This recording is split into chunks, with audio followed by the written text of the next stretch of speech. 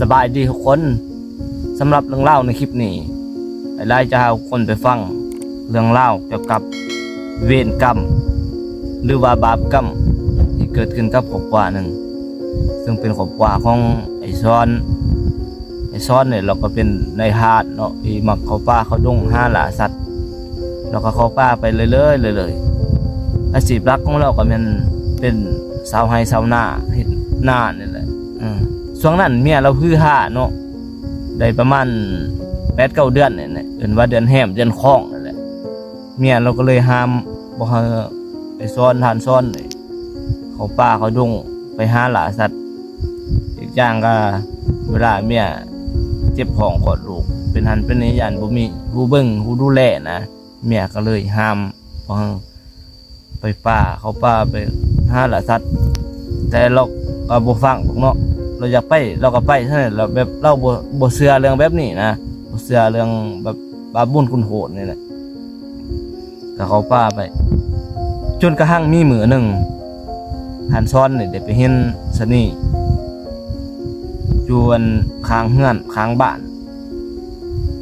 บ้านเราก็ได้ไปยิงออกที่แรกชาวบ้านก็ห้ามแล้วว่าบ่ให้ไปยิงมันสนีตัวนั้นปล่อยไปนะแบบชาวบ้านก็เชื่อว่าบัดเราไปยิงเรายันเวรกรรมตกมาใส่ลูกแล้วนะบ่ให้ไปยิงมันปล่อยมันไปเพราะว่าเมียเราพื้ห่าท้องนี่ดิเราก็แบบเราบ่เชื่อเรื่องแบบนี้อยู่แล้วเนาะเราก็เอาปืนแก๊ปนี่ไปยิงเอามายิงเอาสนีตัวนั้นว่าหาดซ้อนไปยิงมากกระไดมากกระคว้ากินแก้มเหล้าแก้เบียร์แล้วนี่แหละก็บ่ได้มีเหตุการณ์หยังก็ปกติตกสั่งมื้อนี้เราไปยิงเอาอันฮันนี่มากินฮันนี่ปลาเด้ตกมื้ออื่นมาเมียเราขอดูมันนะเมียเราขอลูกเจ็บท้องตั้งแต่เช้านี่แหละเจ็บท้องแต่เช้าที่เขาก็มารับขอดเราก็เอิ้นชาวบ้านมาห้ามขอดมาหมอตำแย่หมอพี่เขาเคยห้ามขอดนะมาเฮ็ดห้ามขอดบีเสร็จแล้วก็บอกแบบขอดยากนะจนแรกสิจนประมาณ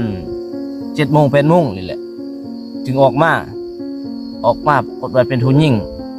เดี๋ยวว่าออกมาคนหลาย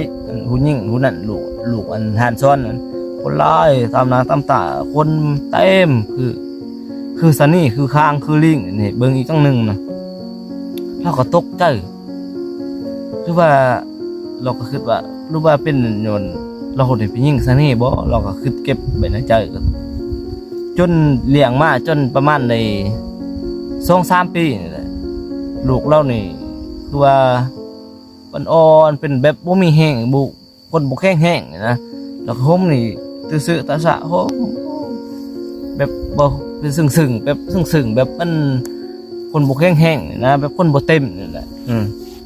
แล้วก็คิดมาตลอดแหละตั้งแต่เกิดมาเราก็คิดว่าย้อนว่าเรานั่นไปฆ่าซะนี่ตัวนั้นบ่เราก็คิดมาเราก็เริ่มเชื่อแล้วมันนี่หลังจากที่ลูกเราเป็นแบบนั้นเราก็เริ่มเชื่อว่าย้อนบาปกรรมเวรกรรมที่เราไปฆ่าซะนี่ชาวบ้านบอกเราบ่ฟังเด้เราคิดมาหลังจากนั้นเราก็ย่านเลยเราก็เชื่อแบบบาปบุญคุณโหดหรือว่าบาปกรรมนี่เชื่อว่ามันมีจริงเพราะว่าเราเห็นกับลูกเราเลยดิถ้าเราบ่ไปยิงซะนี่ตัวนั้นมากินกับลูกเราก็คือบ่เป็นแบบนี้เนาะบ่เป็นเตอะตะสะแบบคนบ่เต็มแบบคนบ่แข็งแรงเลยเนาะเราก็เชื่อมาหลังจากนั้นลูกผู้ต่อมาเราก็บ่ได้ฆ่าสัตว์ตัดชีวิตเลยแล้วก็เชื่อฟังความชาวบ้านนะ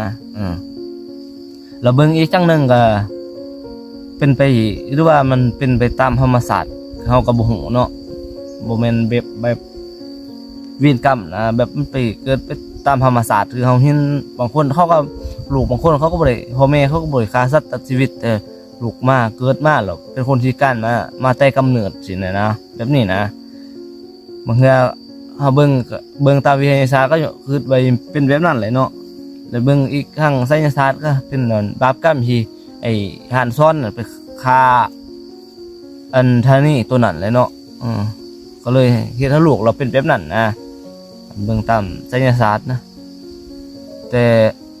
เฮาก็บ่ฮู้เนาะสิเป็นนำบาปกรรมหรือว่าเป็นไปตามธรรมศาสตร์เฮาก็บ่ฮู้คือกันเนาะเพราะฉะนั้นแล้วเวลาเนี่ยคือฆ่าของก็ให้ทุกคนฟังคลิปนี้เป็นอุทาหรณ์เนาะแบบบ่อยากให้ฆ่าสัตว์ตัดชีวิตเพราะว่าผู้แก่เห็นก็ห้ามได้เวลาเมียอยากกินหันกินนี่ก็บ่ให้หัวนี่ไปฆ่านะแบบอยากเมียอยากกินเป็ดกินไก่ก็บ่ให้หัวนี่ฆ่าเฮาอื่นมาฆ่ามาสังหารเฮ็ดให้กินนะเขาเชื่อแบบนี้เลยมาตลอดซุมื้อนี่เขาก็ยังห้ามอยู่เนาะเวลาเมียคือเขาห้ามเด็ดขาดเลยบ่ว่านี่ไปฆ่าสัตว์ตัดชีวิตนี่ก็เป็นเรื่องราวของเมิร์ดที่ไล่แนะนำมาเราในคลิปนี้เนาะถ้าคนฟังฮอตปีนาทีนี้ค่ะอย่าลืมกดไลค์กดแชร์กดติดตามและเป็นกำลังใจให้ไล่เด้อ